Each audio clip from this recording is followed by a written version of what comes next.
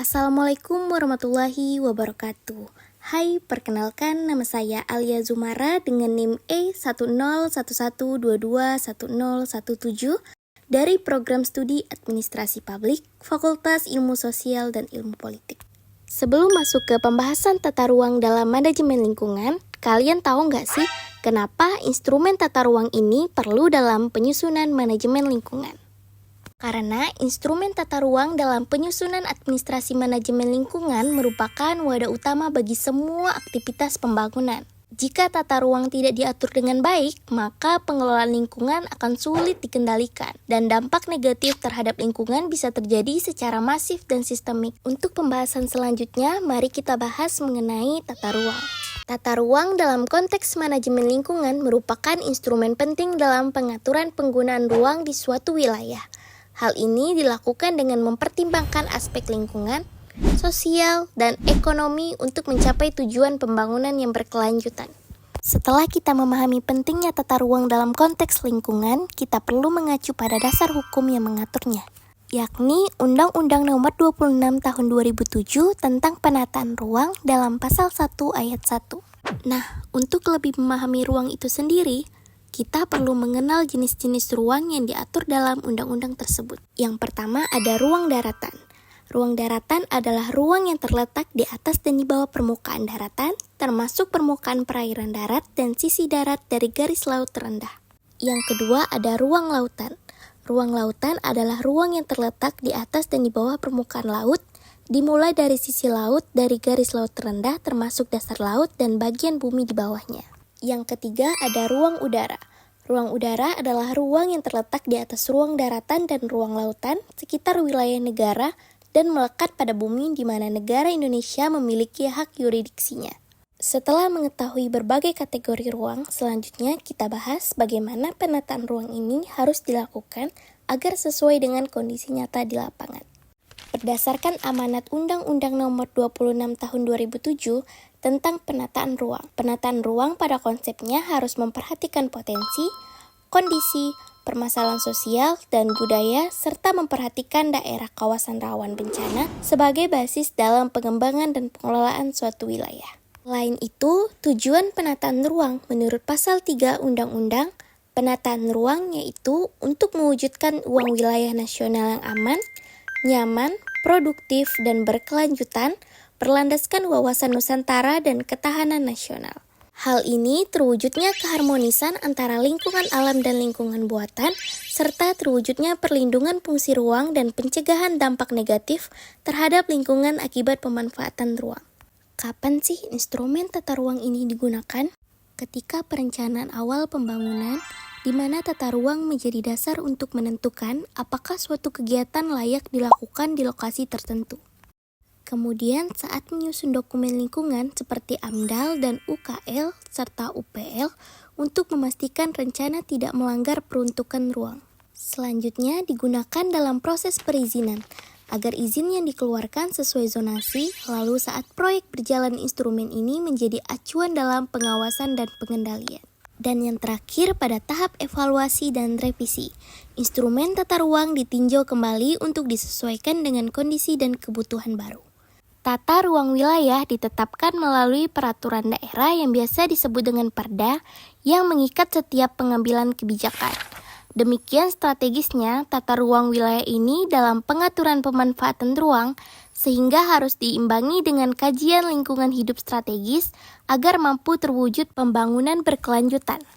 Dalam setiap pembangunan, ruang adalah faktor yang sangat penting. Ia bukan hanya sebatas tempat, tetapi menjadi wadah bagi segala aktivitas manusia, ekonomi, sosial, hingga ekologi.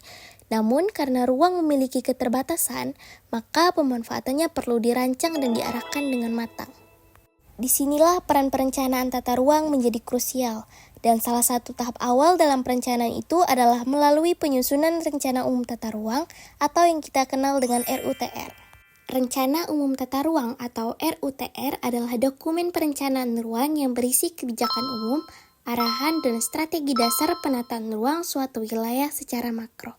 RUTR ini menjadi dasar awal atau kerangka besar dalam penyusunan dokumen tata ruang lainnya yang lebih rinci, seperti RT/RW Rencana Tata Ruang Wilayah dan RDTR Rencana Detail Tata Ruang. Dokumen ini menjamin keterpaduan antar sektor dan antar wilayah dalam pengelolaan ruang, sehingga pembangunan dapat berjalan secara harmonis dan tidak saling tumpang tindih.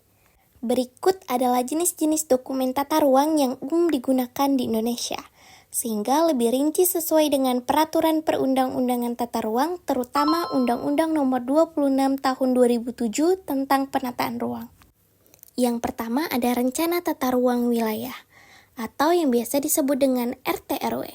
RT/RW sendiri adalah hasil perencanaan ruang pada suatu wilayah yang merupakan kesatuan geografis lengkap dengan seluruh elemen dan sistem yang terkait, yang disusun berdasarkan aspek administratif sebagaimana diatur dalam Peraturan Menteri Pekerjaan Umum Nomor 16 PRT M 2009.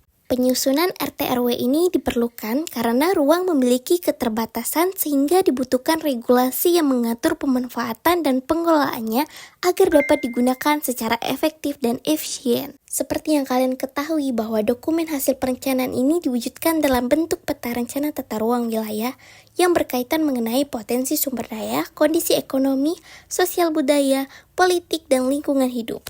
Dokumen hasil perencanaan ini diwujudkan dalam bentuk peta rencana tata ruang wilayah yang berkaitan mengenai potensi sumber daya, kondisi ekonomi, sosial budaya, politik, dan lingkungan hidup. Kenapa demikian? Karena hal ini sejalan dengan amanat Undang-Undang Nomor 26 Tahun 2007 dan Permendagri Nomor 86 Tahun 2017 bahwa penyusunan peraturan daerah tentang rencana pembangunan jangka menengah daerah harus berpedoman pada peraturan daerah tentang rencana tata ruang wilayah atau yang biasa kita sebut dengan RT/RW. Rencana tata ruang wilayah dibagi menjadi 4. Yang pertama, Rencana Tata Ruang Wilayah Nasional atau RT/RWN. Kedua, ada Rencana Tata Ruang Wilayah Provinsi atau RT/RWP.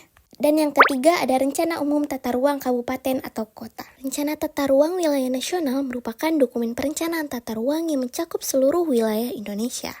Dokumen ini disusun dengan berlandaskan wawasan Nusantara sebagai prinsip utama dalam menjaga keutuhan dan kesatuan wilayah nasional. Rencana Tata Ruang Wilayah Nasional ini tidak hanya berfungsi sebagai panduan tata ruang loh, tetapi juga menjadi acuan penting dalam berbagai aspek pembangunan. RT/RWN digunakan dalam menyusun rencana pembangunan jangka panjang maupun menengah nasional agar pembangunan berjalan terarah dan berkesinambungan. Selanjutnya ada Tata Ruang Wilayah Provinsi atau RT/RWP disusun oleh pemerintah provinsi dengan memperhatikan kepentingan pengembangan provinsi. Acuan yang digunakan adalah Rencana Tata Ruang Nasional RT/RWN dengan mendorong peran setiap provinsi secara keuangan nasional dengan penataan ruang yang sesuai. Selanjutnya ada Rencana Umum Tata Ruang Kabupaten atau Kota, adalah penjabaran RT/RW provinsi ke dalam kebijakan dan strategis pengembangan wilayah kabupaten atau kota, yang sesuai dengan fungsi dan peranannya di dalam rencana pengembangan wilayah provinsi secara keseluruhan.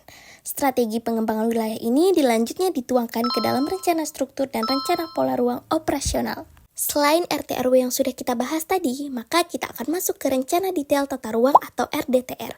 RDTR merupakan salah satu dokumen digunakan dalam menyelenggarakan penataan ruang dan alat pengendali pemanfaatan ruang di Indonesia, serta dokumen yang digunakan dalam acuan perizinan pembangunan dan berusaha.